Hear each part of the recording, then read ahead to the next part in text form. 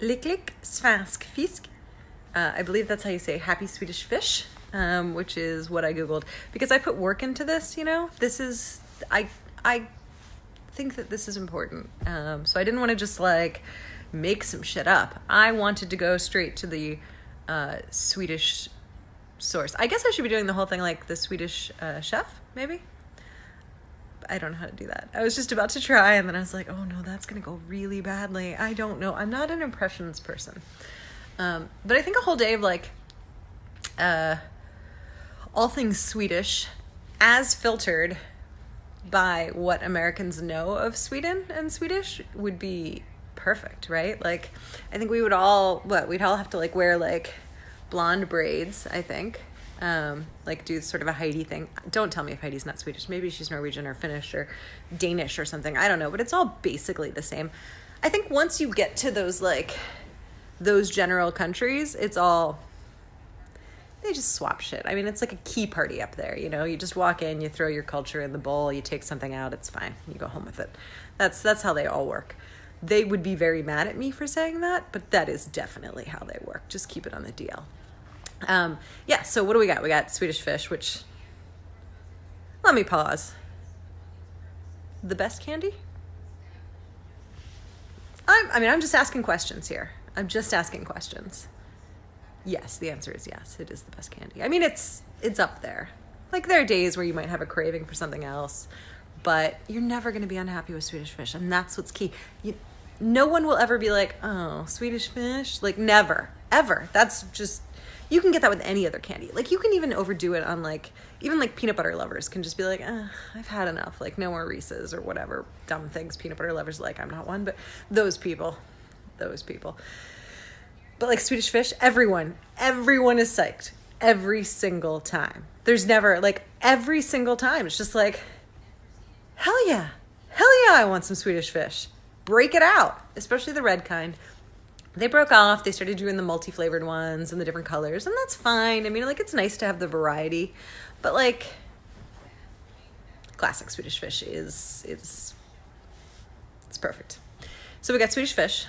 We've got the Swedish chef, who, a guy who just kind of bumbles about and makes explosions a lot, but in a fun way.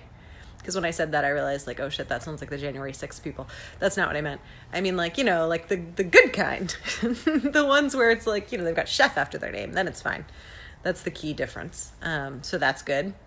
What else do we have? Swedish meatballs, of course.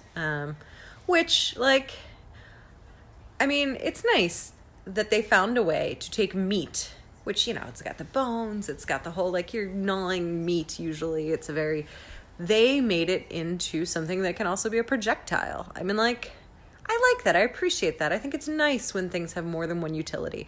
You can take the meat and you ball it. And now the opportunities are endless. Could you eat it? Sure, of course you could eat it. That's thing one. Could you throw it? Yeah, you could throw it.